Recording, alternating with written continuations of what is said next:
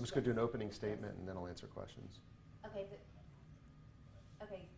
just going to do an opening statement and then open it up for questions. So that's what Julie's. So Josh, y'all is just online, right? Mm-hmm. We're on the air, on our website, and on Facebook. Twitter and some other social thing that we don't know about yet. Okay, we're about 10 away from the lead-in. Yeah. I'm gonna go ahead and hit record. Does that work for you? Okay, and then I'm handing you to Joe What? after so I can listen. What? Since she's on the phone, she's just going to say when to start. Okay. And you can just go on with your opening. Are you guys good too? I think so, yeah. We're about 10 seconds away. No, they just push them.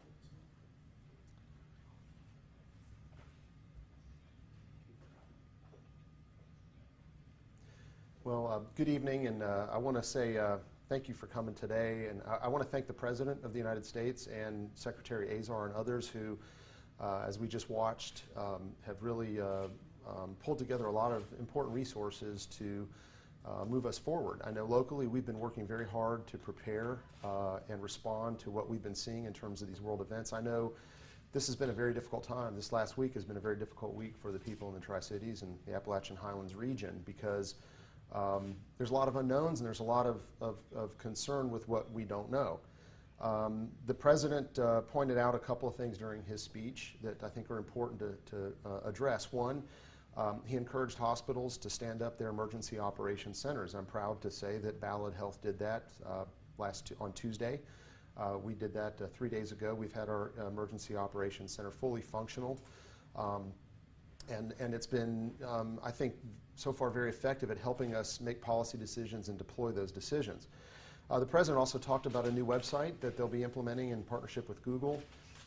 That's very similar to what we set up earlier this week with the call center. As we talked about earlier, this call center is designed that if you have mild symptoms, you can call 1-833-8-BALLAD. That's 1-833-8-BALLAD. And you have the opportunity to speak to a nurse who will do an assessment. That nurse will then determine, based on your risk factors, do you need to be tested? And then we'll refer you to the appropriate location to go get tested. As always, if you have a serious emergency, you should go to the local emergency department. And of course, if those two options are options you choose not to use, you can certainly go to an urgent care or to your own private physician. The only thing we ask is that you call in advance. You can expect to be offered a mask when you go into the office, so that's done to protect you and to protect the healthcare workforce. You know, there's been one case in our region that's been identified. That person is isolated at home. Ballad Health has not seen any other cases in our hospitals, and that's a good thing. I think it's important to talk about, number one, why some of the steps are being taken that are being taken, and why it's so critical for the health and safety of the people that live here. The most important thing for all of us is that our healthcare workforce and our healthcare capacity is sustained. In the event we do have a spread of the illness, and in the event there are a large number of people that need to be admitted to the hospital, we want to make sure that the capacity is there and that the healthcare workforce is healthy and prepared. And so we're doing everything we can to protect our workforce. And to that end, I want to announce a couple of things that we are putting into place. Number one, in order to protect our team members, our patients, our physicians, and of course our nurses, we've decided to restrict access to our hospitals and require screening for those who enter our facilities. And this will affect vendors, volunteers, and any other visitors. We're going to be limiting access for visitors to one visitor for each patient, and for people that are over the age of 18. This is to protect our healthcare workforce. This is to ensure that we don't end up with any kind of spread within our hospitals that can affect our workforce. And again, that's designed to make sure that in the event we need to provide services to patients, that we can do that with the full force of our workforce. We're also going to stop all public visitation to our long-term care facilities. This is designed to protect our most vulnerable population, those that are in our nursing homes, our skilled nursing facilities, and assisted living. There will be some exceptions on a case-by-case basis that we'll leave to the determination of the leaders of those facilities. All students within our facilities, including medical, nursing, and pharmacy students, will be restricted from entering our facilities beginning on March 16th. We plan to reevaluate this decision on March 30th. Medical residents who are part of the care team will continue to have access to our facilities. And of course, following the recommendations related to social distancing, we will be canceling all meetings of 50 people or more within our facilities. This includes all internal and external events that are planned in our facilities for the foreseeable future until further notice. And again, I know those measures might seem drastic to a lot of people, but let me explain why. The New York Times, which is not a publication I typically read, but they did a great interactive study using epidemic or epidemiological data. And they said if you look at, if there's a mild reaction to this, to the transmission of this disease, meaning if the interventions that we do now are mild and not aggressive, the prediction is 9 million people could be affected by the disease with nearly 1 million deaths. If there's only a modest, if there's a modest reaction to this and a modest approach to preventing the spread, they predict 3 million will receive the disease, will be infected with 320,000 deaths. If we take aggressive action to prevent the spread, like canceling sporting events and some of the things that have been done with Dr. Nolan canceling ETSU's live classes after spring break, those are aggressive steps. If there's aggressive steps, then the spread would be about 513,000 Americans with 51,000 deaths. And so that's a difference between 1 million deaths and 51,000 deaths. The difference between 9 million people being infected versus 513,000. That's why such aggressive steps are being taken. If 3 months from now we look back and say, wow, we did all this stuff and not very many people got infected, I would call that a success. That's effective epidemiology, and that's what we want. We don't want people infected. But the most important thing is by slowing the spread of this disease, it enables us to keep our capacity in the hospital so that if people who are elderly do get affected and do wind up needing intensive care level of service, then we'll be there to be able to do it, and we won't be at our capacity or over our capacity. From a capacity perspective, I want to talk about what we have available. Ballad Health as a system is licensed for 1,157 medical surgical beds. Those are regular beds for medical admissions and inpatient, or surgical admissions. That doesn't include pediatrics, behavioral, rehab, and those types of things. We have 1,157 licensed beds. As of today, we have 911 patients occupying those beds. That leaves us, a pretty good amount of capacity for, being able to serve additional people. We have 275 licensed ICU beds. Today we have 199 people occupying our intensive care units. So again, that leaves us about 76 licensed beds that are currently vacant. So we have some capacity in the event we need them. We have 209 total ventilators. We are currently using 44, so we have a capacity of 165 ventilators.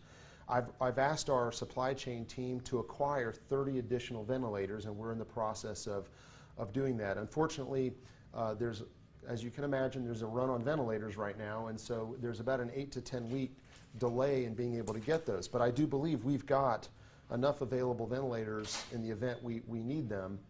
Certainly that's how what the data shows today. I know there's a lot of rumors and myths that are on social media. What I would encourage people to do is get your news from reputable sources and double check those sources.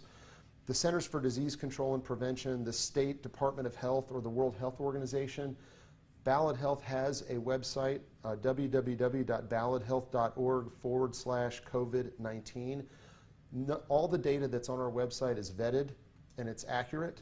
We also have a place where if you have questions, you can click on the link and ask whatever questions you might have, and we will get you the answers, and we'll certainly share those answers publicly, because we want to make sure there might be answers we don't have, questions we might not have the answers to. Stay vigilant. I think it's important you know, it's easy to discount this because it's not affecting us directly today because there's not a spread in our region. But that can change very quickly. The fact that we haven't had any spread in our region, that's a great thing. That's a good thing, and that's a testament to the work that's being done. I would say to people who own businesses, they're feeling the pain of this right now. If you own a business, even if you don't own the business but you work for an employer, you're being affected by this in so many ways that I can't even talk about right now. And our prayers are out there for those people, because if you own a restaurant and you're seeing fewer people come in, that's a painful thing. And so people are being affected by this. Even if there haven't been infections in our region, people are being affected by this. And we have to make sure as a community that we do everything we can to be supportive of those folks. Avoid large crowds. Maintain at least a 3 feet distance between yourself and anyone who's coughing or sneezing or who has any kind of symptoms. If you don't feel well, stay home. Call our hotline so that we can get you the help you might need or direct you properly. Be vigilant, and don't dismiss this as, you know, gee, it's less than the flu. This is not the flu. This is a novel virus. We do not know the long-term effects of this virus. The best thing you can do, not only for yourself, but as a citizen that has a civic responsibility to protect your neighbors, don't do things that aren't smart, that put you in a position where you can spread and transmit this disease. Because just think about it. You know, if you're over the age of 60 and you're affected by this, the mortality is higher. It is a very difficult illness. It is very uncomfortable. And it does require a very long hospitalization for people that are elderly and that are affected by it. Just because you're younger and you're healthy doesn't mean, just because you might not get serious symptoms from it, which, by the way, you could, it doesn't mean you're likely to, but you could. But even if you don't, you can still spread it, and you can have an impact on your neighbor or the people that you're interacting with. So I'll close with this. Ballad Health we're prepared. We began preparing for this long before the President asked us to. I'm glad the President did what he did today. The regulations that he's loosened up and directed HHS to give us some flexibility on, I think will be very helpful. And we're going to continue to learn as we go. We're going to continue to be responsive to whatever the needs are. I'll say I do think there will be a significant financial impact on Ballad Health. Already we've had an impact. Just because of the fluctuations in the market, we've seen about a $60 million impact on our cash. Certainly that's something if the market rebounds, certainly that will come back, but we are being impacted by it, and certainly we expect that our operations will be impacted. If you are scheduled for an elective procedure, if you have a procedure currently scheduled, whether it's a surgical procedure or anything like that, there's no reason not to come in and get it done. We've had some questions about whether it's safe to come to the hospital. Absolutely it is, because of the steps that we've taken, because of the restrictions we've put in place, and because of the things we've done to protect our workforce. Our hospitals are absolutely safe, and if you have a procedure scheduled, you should absolutely go forward with it. And with that, I'll be glad to answer any questions. Ellen, you were talking earlier in the week, Ballad was talking about limiting entrances. Has there been any movement on that? Yes, as I've announced just now, we are going to begin limiting entrance to the facilities. Visitation will be limited to one person per patient, and that person will be screened when they go in. They can expect to be screened. If they're running a fever or if they have any symptoms, or if they've been to any high-risk areas, we will likely not permit them to enter the facility. So that's one per patient, none under 18, is that right? Yes, sir, that's correct. And is that something that's going to be asked at the door, at the front door? And I guess what I was trying to find out, it seemed like there was going to be you could only go into the building through one place. Is that changing at all? There will be some restricted entrance, yes. There will be some entrances closed so that we can properly assess who's going in and out of the buildings. And this will be until further notice. And Alan, we're kind of in unprecedented territory right here, you know, seeing the sports events canceled, schools canceled across Virginia. A lot of people just seeing things that they've never seen before. You have experience in public health and with pandemics. How does this compare to other instances that you've seen, say, with H1N1 or other pandemics? You know, in seeing what happened in China and Italy, This is different. This is a much larger scale. I think there's a significant mortality for people that are over a certain age, and I think that gives us pause. And I think learning what we've seen in Italy. Italy's got a very sophisticated healthcare system, and it's really buckling under the volume that they're facing. That's why flattening the curve is so important. It's much more manageable if there's a slow ramp up, as opposed to if we end up with a big surge. And the way epidemiology works, one person has a contact with 10 people, those 10 people have contact with 10 people each, and you can see how fast this disease can spread. That's why I think all these steps have been taken. Certainly I haven't called on for these steps to be taken. Public health officials have, and I think that they've been the right decisions. And when we look at the risk factors for this, you were talking about the ventilators, the elderly, those with lung disorders. We have COPD, asthma, black lung in this area. We have all the risk factors Yes. that make this a dangerous and a deadly disease. Can you talk about the response to that, especially here in the Appalachian Highlands? You know, you're right. I mean, when you have the risk factors that we see in our region, that's why it's so important to take an aggressive position and prevent any of this from coming into the region. That's the best thing we can do to protect everybody. And look, the health system is not without its limitations. There are only so many ventilators, there's only so many ICUs, and so we want to do everything we can to protect that capacity so that if people are impacted, we can do everything we can to give them the best care possible. Alan, there was no additional count in our area today, no Ballad additional diagnosis, which was great news. Mm-hmm. But what should people understand about what is potentially still happening? There's no evidence of community spread in our part of the state. There is in other parts of the state. That's right. Should people assume that it is here, even though there is only one test? Well, that's a very good question, Josh. I think because there's been so little testing, it's likely that as the testing expands, we will start to see cases that are out in the community that are not yet diagnosed. And so, yeah, there is a likelihood that that's happening. I want to give credit to Dr. Noland at ETSU, because the decision that he made by sending students home for spring break and saying not to come back, if you just think about why that decision was made, today there's no community spread that we're aware of. But when you send all those students out to spring break going who knows where, you don't know what they're bringing back into the community. And so that was a big factor behind the decision that Dr. Noland made, and he did that to protect the region. And that is precisely the type of decision that he should have made. So I applaud him for it. I know he's taken some grief from students and like for that decision, but that's, you know, those are the types of unprecedented actions that need to be taken. And hopefully in 90 days, people will look back and say, thankfully, we didn't have any spread. And that's, to me, that would be the best possible outcome. The president really lifted a lot of restrictions on hospitals this afternoon, and some of those are a bit difficult for the average person to understand, Yeah. but the translation I got was you have a lot more flexibility just to deploy assets and to offer treatment. How significant was that, and in practical ways, what's that going to mean for your hospitals? Well, that is a big deal. There was one particular statement he made about flexibility with where and how we address people who need care. So for instance, under the federal rules under emergency care, you have to do a medical screening by somebody who's qualified within the ER. By giving us flexibility, one of the things that we plan to do if we see a surge is we're going to try everything we can to keep as many people as possible away from the ER. So we might set up things like tents or alternative sites where people who feel symptoms can go, where we can do proper assessments, and then make sure the only people that go into the hospital are those that need hospital level of care.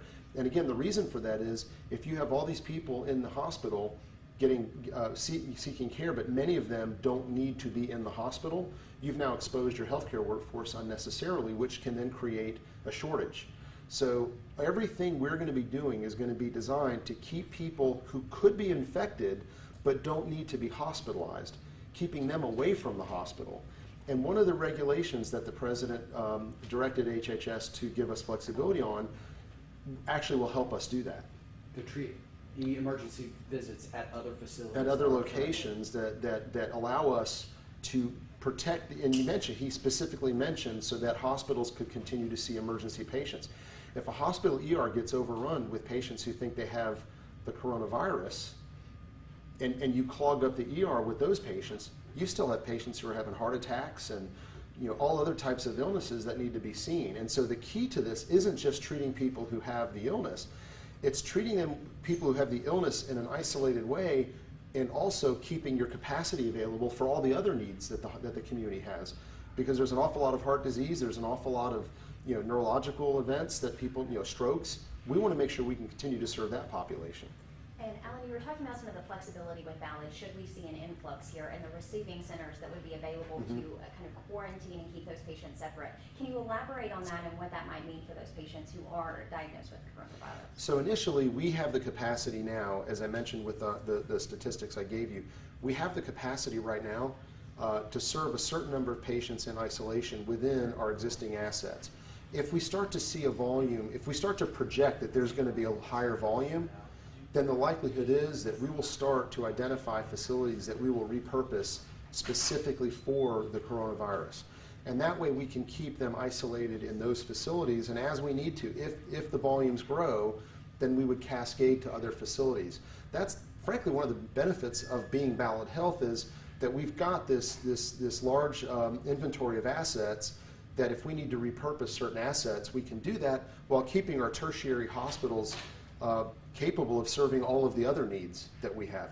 Johnson City Medical Center, Holston Valley, Bristol, Johnston Memorial, and Abington, those 4 assets are critically important for the whole region. And so to the degree possible, we're going to try to keep those assets focused on serving the routine needs that the community has, while some of the other assets may possibly be repurposed if the need should come.